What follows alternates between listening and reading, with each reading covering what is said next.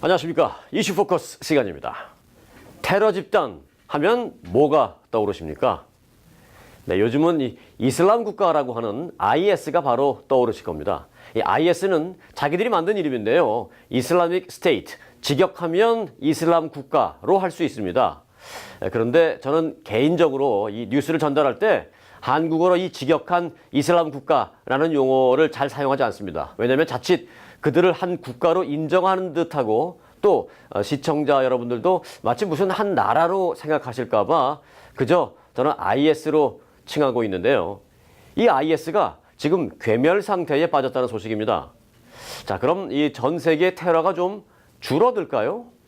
그건 좀 들여다봐야 하겠습니다. 그래서 오늘 그 점을 들여다볼까 합니다.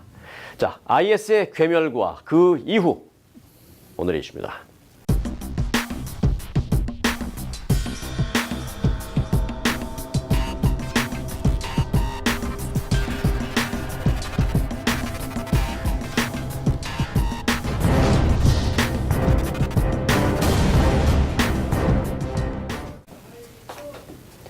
네, 주영석 기자와 함께했습니다. 안녕하십니까?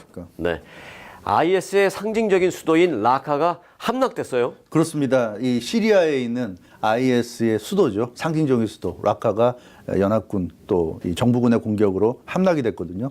그러다 보니까 IS의 세력이 거의 좀 와해되는 이제 그런 이제 분위기에 있습니다. 아시다시피 IS가 이라크, 시리아 이 양 국가에서 엄청나게 그 조직을 크게 키웠는데 이라크에 있는 IS의 그 지역은 모술이었고요. 네. 시리아는 라카였는데 모술이 이미 함락이 됐고 시리아 라카가 버티다가 이제 라카까지 함락됐기 때문에 IS가 더 이상 버티기가 어려워진 그런 상황입니다. 라카라는 곳이 사실은 굉장히 그 거대한 지역이었죠. 이 라카하고 모술하고 합치면 그러니까 시리아와 이라크의 정말 한 나라가 될 정도로 그렇습니다. 광범위하게 IS의 그 거점 지역을 합치면 사실 뭐 자기들 스스로 나라라고 칭했지만 땅 크기만 놓고 보면 나라라고 할 만했어요. 그 네. 크기가 어느 정도였냐면 24만 제곱킬로미터인데 네. 그 정도면 영국과 거의 비슷한 그런 크기입니다. 그래서 엄청난 지역을 IS가 사실상 자신들의 세력권 안에 두고서 그동안 아주 맹위를 떨쳐왔는데 이번에 이제 라카가 함락됨으로써 사실상 IS가 지배하는 세력이라는 그 지역이라는 것이 네. 이제는 거의 사라졌다. 네. 그렇기 때문에 더 이상 예전 같은 모습으로는 버틸 수 없다. 이것이 중론이고요. 결국은 IS라는 이름만 남긴 채 이들의 모습은 우리가 알 수 있는 한에선 사라지고 어딘가 지하 속에서 이제 정말 그 어둠의 테러 조직으로 남지 않을까 그런 네. 예상이 지금 나오고 있습니다. 자, 여기까지 얘기를 들으면 안도의 한숨을 내쉴 수 있을 정도의 굿뉴스인 것 같은데 이게 꼭 그렇지만은 않다라는 점도 사실은 있어요. 그래서 좀 짚어보고 싶은데 말씀해 주신 대로 이제 지하 테러 조직으로 변모할 조짐이 사실 벌써 있지 않습니까? 맞습니다. 이 뉴욕타임즈도 그런 보도를 했는데요. IS 잔존 병력들이 그러니까 뭐 이미 죽어나간 그 존재들 말고 아직까지 살아있는 그런 산발적으로 남아있죠. 남아있는 존재들이 자신들이 이미 그 패했다는 것을 직감하고 빠르게 지금 변신을 시도하고 있다고 합니다. 그래서 도망치고 있는 거죠. 일단 네. 변신이라고 그런다면 라카에 계속 있다가는 결국 그 시간 문제지 죽을 수밖에 없기 때문에 라카를 탈출하고 있는데 네. 이 시리아 동부의 그 디르 아조르라는 지역과 이라크 서부의 국경 도시가 있습니다. 그 알카임 이 디르 아조르와 알카임 사이 그 사이에 있는 지역으로 은신 중인데요. 이 지역이 어디냐면 그 유프라테스 강 계곡지대입니다. 그래서 이라크와 시리아 국경 지역에 있는 유프라테스 강 계곡 지역인데 은신하기 좋네요. 은신하기 좋죠. 계곡인데 계곡이다 보니까 그 동굴 같은 게 있고요. 네. 그래서 동굴 속으로 좀 들어가고 있다고 하는데요. 일단은 그쪽으로 이제 은신처를 삼고 있다. 네. 이렇게 이제 보도가 나오고 있는데 일단은 그 미국을 비롯한 연합군의 공격을 피할 수 있을 만한 그런 그 협소하지만 숨을 수 있는 곳 그런 곳으로 지금 숨어들고 있어서 일단 지상에서 이들의 모습은 사라지고 있다 이렇게 보시면 될 것 같습니다. 네. 사실 뭐 실제적으로 괴멸이 된다면 좀 안도를 하겠습니다만은 말씀을 듣고 나니까 괴멸은 아니고 이제 산발적으로 퍼져서 지하 테러 조직으로 이제 또 이렇게 암약을 할 것 같은 느낌인데 이게 좀 뿌리를 뽑아야 될 텐데요. 이 끝까지 추적을 해야 하는 미국의 입장은 어떨까요? 네, 일단 그 라이언 딜런 육군 대령 이 사람이 그 미국 국방부 대변인입니다. 이 국방부 대변인의 얘기를 들어보면 이 디르 아조르 그러니까 유프라테스 강 주변 지역까지 미군이 직접 가서 어떤 수색 작업이라든가 검거 작업이라든가 그런 것을 할 계획은 없다. 이런 얘기를 했습니다. 그래서 역시 미군도 많은 인명 피해가 발생할지도 모르는 그런 소탕 작전까지는 염두에 두지 않고 있는 것으로 보이고요. 쥐도 궁지에 몰리면 고양이를 문다고 하는데 마찬가지로 지금 IS가 좀 괴멸위기까지 간 상황에서 지나치게 몰아붙이면 그 과정에서 뭐 미군들의 희생이 또 많이 나올 수도 있기 때문에 일단 그런 생각까지는 하지 않고 있는 것으로 보이고요. 락카를 완전한 시리아의 예전의 그 도시 모습으로 회복시키는데 미군들의 역량을 투입하는 거죠. 그렇게 함으로써 IS가 다시는 락카로 돌아올 수 없도록 만든다는 거죠. 그렇게 하면 일단 IS가 어딘가에 잔존 세력들이 남아있긴 하겠지만 그 세력들이 돌아올 수 있는 곳이 없어지는 거죠.